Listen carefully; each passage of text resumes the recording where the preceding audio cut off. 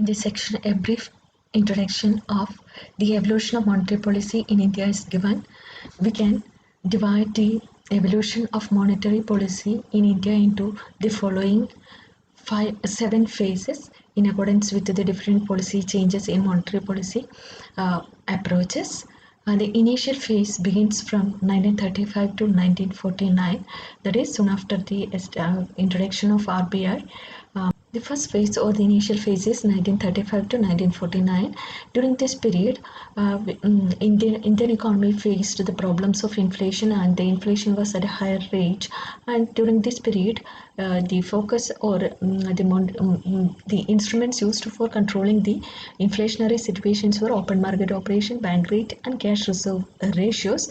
And exchange rate was nominal anchor for monetary policy during this period.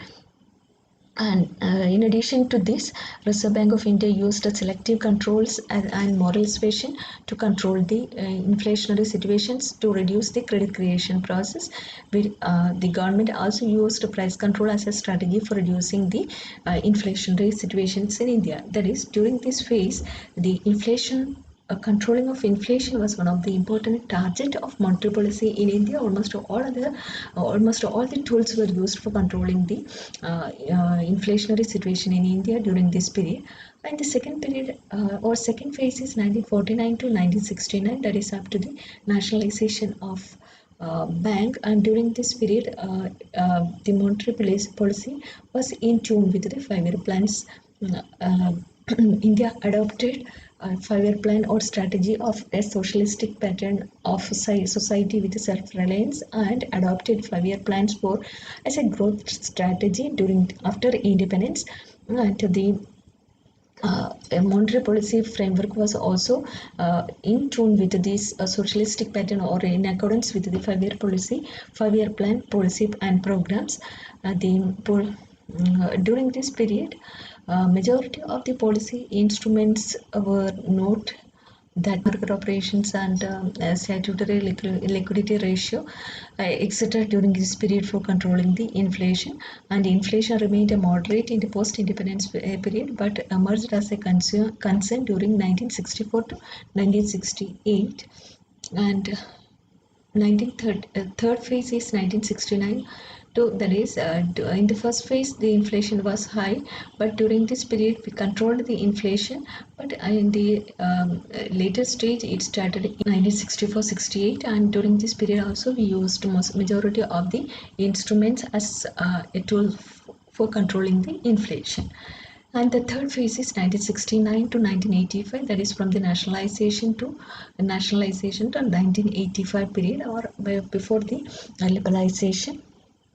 During this period, the government of India has introduced so many programs, and by the deficit financing and the and the inflation, there was also problems like so many wars and oil price shocks, etc. And therefore the inflationary situations aggregated, and there was a lot of funds with the almost all banks, and therefore during this period we could see that bank rates, open market operations, etc. were found inadequate. Almost all policy measures was found inadequate to meet the or controlling the inflationary situation during this period. And the next period was 1985 to 1998. During this period, we introduced a monetary targeting, in order to control the inflationary situation that prevailed earlier. We started introducing monetary targeting. In 1980s, fiscal dominance increased the problem of inflation, and the SLR was increased. Inflationary or the monetary policy measures or the instruments of monetary policy were also increased. CRR increased, bank rate increased, etc. were raised significantly. Then during this period, for controlling the inflation and also for promoting economic growth, we started, or India adopted, a strategy of monetary targeting as a formal monetary policy framework in 1985 on the recommendation of Chakravarti Committee. In this framework, that is, we adopted a monetary targeting as a former monetary policy framework in 1985. It was on the recommendation of Chakravarti Committee. The major objective was to control inflation through limiting monetary expansion. Reserve money was used as an operating target and broad money as an intermediate target. That is, our aim was to control or limit the monetary expansion. For that, reserve money was used as an operating target and broad money was used as an intermediate target. And the targeted growth in money supplies was based on the expected real GDP growth and a tolerable level of inflation. This approach was flexible as it allowed for feedback effect. During this period, CRR was used as a primary instrument for monetary control. Due to the continuous fiscal dominance, both SLR and CRR reached their peak levels by 1990. That is, during this period, we have used a separate approach, or we formulated a separate approach to control the monetary expansion or the inflationary situations in India. During this period also, we used CRR, SLR, etc. And during this period, these rates were increased at a higher rate. And the next approach or next phase is 1998 to 2015, and during this period we used a multiple indicator approach to control the inflationary situation in India. That we know that after 1990s where we introduced liberalization policies, and so many financial innovations were also started. In tune with this, Reserve Bank of India adopted a multiple indicator approach in April 1998.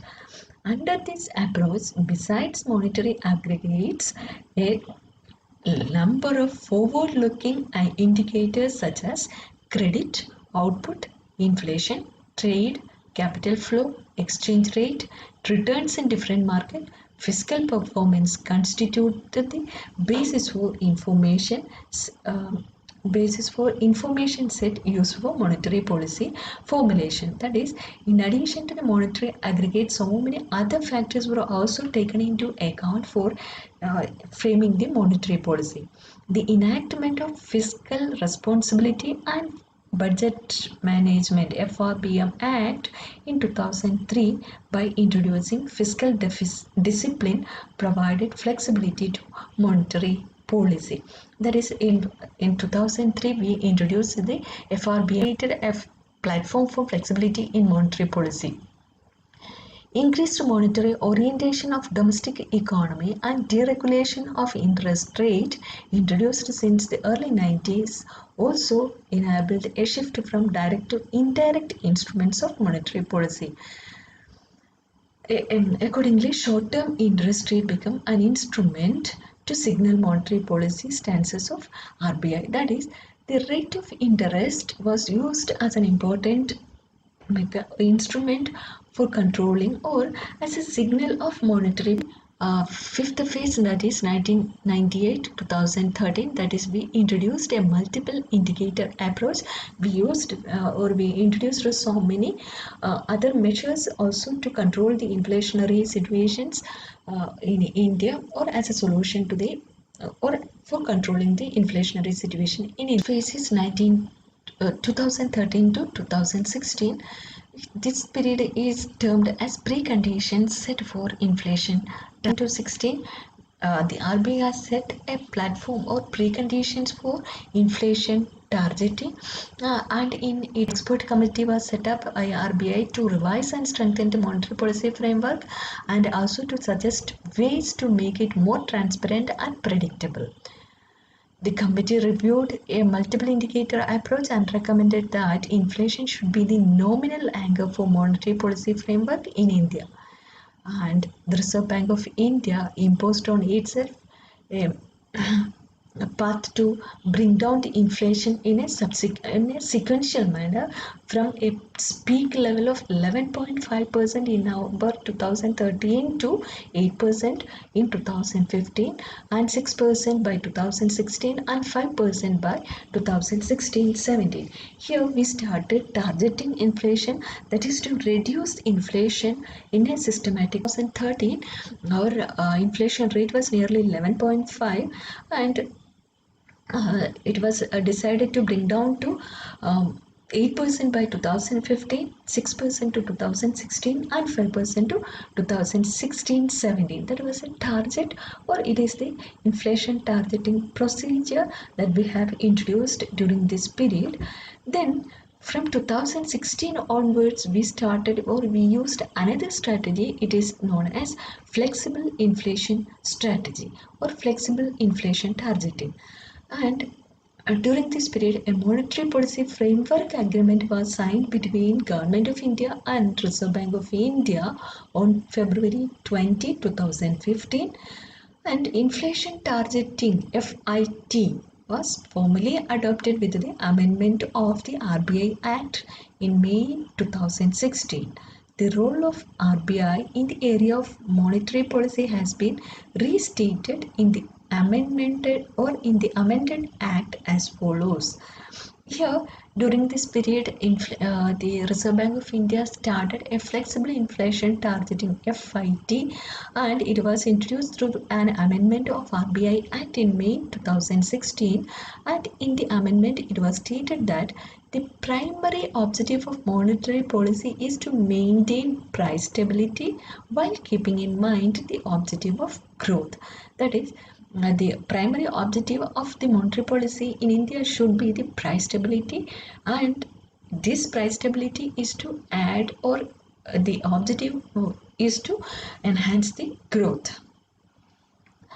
And in the RBI adopted a flexible inflation targeting framework under which the primacy is to the objectives of price stability, and the target was about 4% for consumer headline inflation with a tolerance level of plus or minus 2%. Simultaneously, the focus on growth when inflation simultaneously focusing on growth when inflation is controlling. This was the strategy adopted during this period. This is the summary of the evolution of monetary policy in India, that is from 1935 to the present situations. That is, during the initial phase we used almost all in monetary policy instrument, and 49 to 69, that is up to nationalization, our target was on the focus was on control or attaining the goals of 5-year plans. And 1969 to 85, we saw that majority of the monetary policy measures failed and inflation rate increased. 85 to 98 also, we adopted monetary targeting measures. During that period also, majority of the instruments failed, or the inflationary rate was not under our control. And the next phase, we introduced a multiple indicator approach to control the inflation, and 2013-16 we introduced the inflation targeting as an important goal of